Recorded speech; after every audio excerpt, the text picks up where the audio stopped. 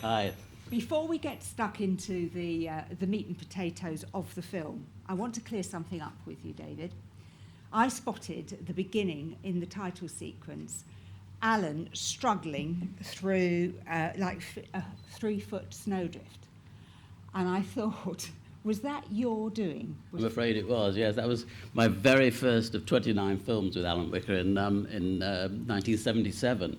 As a 28-year-old, I went out to Alaska and I wanted a sensational shot for the opening of the film, and it showed his huge professionalism and kind of guts when I suggested to him that on this vast landscape of snow that stretched forever, Alaska's kind of bigger than Europe, and I wanted to try and show some of the vastness of it. The snow was 2 or 3 feet deep. There was solid ice underneath, we were told by the guide, so it was safe. I said to him, I want you to go all the way to the edge of the snow, which was like at the edge of the ocean. I want you to try and prove to us that the Earth is round and not square, and come over the horizon. And he looked at me, he was quiet, but with his ultimate professionalism and determination to do sensational shots to add to his fantastic grasp of content in his interviews, he said, okay. And he set out and he spent 15 minutes going to the horizon, and he came as a tiny pinprick over the top, and we filmed it, and that was the opening of the film. And he struggled through the snow because it was 2 or 3 feet deep, but he did it. And just to understand the context of this, you're a whippersnapper, you're fresh out of college. Yeah. You arrive on this shoot. Alan, by this point, is already a legend. Paul Fox describes him as the crown jewels of Yorkshire television. Jewel in the crown was the Jewel actual- in the crown, exactly that. And he said, yep, all right. Yeah, he did. I had to prove myself. On my first day of filming, he actually, he didn't know who I was from Adam, really. And he said to me, I put him through various ideas about how we could make some interesting visuals to fit around his terrific content and his interviews. And he said to me, he was very on my back that day, in a positive sense, I realized eventually. He said, why do we want to do that? What do you want me to do this for? Why? How does it going to cut together? But I realized he was testing me, because he never asked those questions ever again. He just wanted to know that I was going to be as professional as he wanted his directors to be, really. And you went on to make 29 films. I went on to make 29 Wicker's World, mostly between 1977 and 1982, culminating in this trilogy, which I produced and put together with Valerie, his partner, and Alan, Valerie is in the audience here, a major part of the team. We compiled it. I had some of the films I directed, like the Peter Sellers film. Many of them I just collated, and it was hugely successful, kind of celebration of 25 years in the industry. I then actually put together, 25 years later, 50 years in the industry, a similar compilation, again, which Valerie was Journey very of a involved Lifetime, in. yes, Journey of a Lifetime. 2009, yes. Money and Power is like a Russian doll, in a way, because there is the film that you've made, and then within the film, there is the film that you made before, which is the one that you just mentioned there with Peter Sellers. And I'd like you to focus on that, again, with bearing in mind this wonderful phrase you had for Alan's skill as an interviewer. You used the phrase, he developed the cattle prod of silence. Can you tell us what you meant in relation to meeting Peter Sellers on that fateful day? Well, it was in relation to meeting Peter Sellers and really every interview he ever did. He had this fantastic instinct about listening. Actually, it's a lost art in the 21st century of actually listening and not butting in, not interrupting, and letting the character unfold. So when we started the day with Peter Sellers, it was a little awkward. We spent a whole day with him in Hollywood, which was a long time for an interview, but we wanted to get to know him. We spent a whole day in this grotesque house in the Hollywood Hills with his wife, Lynn Fredericks, who obviously didn't like him very much. She hardly talked to him or us all day. And he started off being quite unsteady on his feet, we noticed, as he came down the steps, and Alan was helping him down the steps. But as we got into the interview, Alan sat back. He realized he would get Whicker gold by just listening to what he was saying. And bit by bit, he unfolded the darkest and most sad secrets of life in Hollywood and his own paranoias. And we got a wonderful, wonderful interview. And I said to Valerie, I think, and Alan, at the end of that day, I said, you know, this is going to be his obituary program. And 3 weeks, because he was so unsteady on his feet, he was obviously very ill. And I was right, I was prophetically right. 3 weeks later, he died. Paul Fox, the head of Yorkshire, he died overnight. I was fortunately in Leeds for editing the series at that time. Paul Fox, the head of Yorkshire, cleared a network slot on ITV that night and said, cut a half-hour film. Let's bring Alan in from Jersey to Leeds to front it. And we spent the whole day compiling this fantastic obituary, which was this never-seen-before footage, which we hadn't even put out yet, some of which you saw there. There was much more of it. And watching Alan that day was fantastic, because here was the old ex-Tel journalist, very experienced Fleet Street journalist, who actually had rarely had the opportunity to do what he did that day. He spent the whole day, I had about 6 editors cutting all the pieces together. He was kind of writing and redrafting, you know, and with Alan, every word, every phrase was drafted and redrafted, and very spare, nothing left behind, everything about the story and about the content. And he fronted that compilation that evening as a wonderful tribute to who I believe is the greatest ever comedian since Chaplin, and possibly the greatest ever. So Alan would have been at that time in his study on the island of Jersey, and he was giving his links live into... No, he came to Jersey. He came to the studio. That's right. I should have made that clear. That's what was exciting about it. He and Valerie flew on the first flight. There happened to be a direct flight from Jersey to Leeds, can you believe it, in those days? And he flew on the first flight, and I was already in the cutting room cutting all the stuff together. So he actually fronted it live on ITV that night. So this was back to his roots in some ways, the journalist doing his job, drafting and redrafting, shaping and putting it together, and then linking it live from studio as they rolled in the inserts that I was kind of editing. The one film in the compilation Money and Power that everybody talks about, quite rightly, is Papa Doc, the Black Sheep. And yet I understand Alan himself had a regret about that film, which I find incredible. Yeah, I believe I wasn't on that shoot. I was too young. I was still at Bury Grammar School. But I think he was always saved the toughest questions to last, like any pro, really. Having softened them up and kind of got a certain amount of confidence and rapport. And he was going to ask him about the murders. And I believe, and I wasn't there, Valerie was there, I believe that they ran out of film, did they not, Valerie? They lost the film, and that was it, really. Those were the days when everything was shot on 16mm film, not like today, which is all digital and tape. So, you know, you could be doing a most fantastic interview and really getting maybe the material. Suddenly the film would run out, and you'd lose the momentum and the pace and style of it. So it's a very different form of filmmaking. Do you have any regrets of any films that you would have wanted to have made with Alan?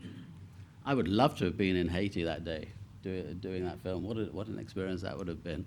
But no, I think I did some wonderful films. I had some wonderful experiences. I remember, I was particularly proud of the 2 films we made in San Francisco in 1979, which were probably the first ever blue flashing light cop documentaries. Yes. Yeah, you two invented that, really. We invented it, yeah. I mean, the idea of picking a camera up and just rushing around with the police as they were knocking down doors. I had a cameraman, and we together, we followed. Alan worked all night, every night, came back shattered. Valerie had to kind of soothe his brow. But he was so professional. I mean, he would be out there on the front lines in the mean streets of San Francisco, which were pretty dangerous. And on 2 separate occasions, there were live bullets going over our heads, people shooting, not at us, but at each other in tenement blocks. And he didn't flinch. And here I had a very rare glimpse of the soldier, the war journalist who in World War II spent 666 days on the Italian front, working his way all the way to victory. Did you see Whicker's War? I did. I thought it was a terrific, not just a testament to Whicker, but to the whole sense of how tough it was for those days for everyone. But he was very involved in that. And I think he stated in that film he thought he could die at any moment, and it didn't really bother him. He was young enough to, like so many soldiers, to kind of go with it. 666 days is a lot of time on a war front. Absolutely. If you're staying on to the discussion later on, we're going to be showing a clip of that, and you can see just how brilliantly Alan brings his war to life. And for the first time, I saw him really getting emotional about some of the injustices of that war. But that's for later. But yeah, well, I think, look, he was a real journalist in every sense of the word. I mean, he came from that background from Fleet Street. He brought that sense of journalism and determination and investigation into everything he did. And he was, I use the word ruthless in a positive sense. He was absolutely determined that everything should go into the film. He worked 24/7 making the film the best it could be. He would let nothing, and I mean nothing, get in its way. I mean, he was just so focused, and I learned so much from that. what's the one thing you carry away from him letting nothing get in the way of the film? I think I have carried into my career. I've been very lucky in my career, and I made over 100 films and documentaries and television dramas. I think what I've covered, what I've taken into all that, is his sense of storytelling. I've carried that. I learned so much from him. Actually, just watching him for 5 years, particularly when I did most of the films, I carried that into every element of my career, and I think a lot of other people did as well. He was very proud, particularly proud. I was talking to Valerie about this just before I came in here. He was particularly proud of his young directors who went on to success in other areas. There was no jealousy. I mean, he was particularly proud of people who made feature films. I went on to make feature films. Mike Tuckner went on to make feature films. Fred Burnley went on to make feature films. Jack Gold went on to make feature films. And he was particularly proud of those directors who had made it in the world of movies, who actually had started as kind of fledgling directors with him. On your last shoot together, Journey of a Lifetime, do you have a particular memory? I know you went back to Venice, didn't you, which was a place that was very dear to Alan's heart. I was particularly struck in that film by his heartfelt kind of goodbye to television at the end of the film, and goodbye to. He knew it was the last film of his career, and he called it not the autumn of his life, but very much the winter of his life. It was extremely moving. I don't know if we're going to see that or not, but it is a wonderful moment. Is there any of his good advice that you chose to ignore? If so, why? Yeah, he told me many times actually over the years. He kept saying to me, because I used to spend what I earned, and he used to say, save it. You never know when things are going to turn. And of course, he was prophetically right. There were crashes all the way through my career where, and he was absolutely right. Of course, he was very smart and focused in that way. He knew how the world worked. It wasn't about money. He knew how the world worked, And I think there's several things to be said really about him. Number one, he was a brilliant journalist and broadcaster and presenter who had a very keen sense of the human condition, and he was held in huge reverence by his peers, and greatly loved by the British public. Hugely loved. I mean, his films were getting 16, 17 million viewers in the 80s, and that's huge. I mean, now 5 million is a big television audience. I think on one occasion 19 million, which is a third of Britain, was tuned in to Whicker's World. So that was something that I remember very clearly. Bigger than the soap operas. Bigger than soap operas. Michael Parkinson, who's talking later, I know, said in his obituary program, the very good obituary program on ITV, he said, I was one of many who actually went into this business because of Alan Whicker. I mean, I was really mesmerized. I wanted to become a journalist because I watched Alan Whicker, and I think many journalists of that generation did. So he was a trailblazer, he was an original, and there was so much I learned. I think maybe the only person who could ever have tranced him as an interviewer, looking back at Money and Power, your film here, was possibly Percy Shaw. That is a wonderful film. Those clips are just wonderful, aren't they? Precious. I think, again, Alan really brought him out. He listened. He let him he let him unfold and just listened to every word, and it wasn't manipulative. It was just trying to get the truth from him, and winning his trust and his confidence. I think, I don't believe in old people and young people, but I do believe there's a lot of young, thrusting journalists who could learn a lot from listening a little more and not pontificating as much as they do. But hey, I don't want to get on the soapbox. You saw one of the longest pauses, I think, in David's film there when Harold Robbins declares himself to be the best writer ever. And Alan just looks at him to the point where... Well, yeah, exactly. He looked at him for an eternity, wanting more. And Robbins duly came up with it. He said, I'm the world's greatest writer. Long pause. There's nothing more to be said. There is plenty more to be said here and now, but I think I will be getting the nod that we have to draw it to a close soon. So a huge thank you to you, David, for coming all this way to talk about your friend and mentor. Would you say he was a mentor? Yeah, definitely my mentor. Yes. And we hope you'll be able to stay around. I should say we chose David's film to show again how brilliant Alan was as an interviewer.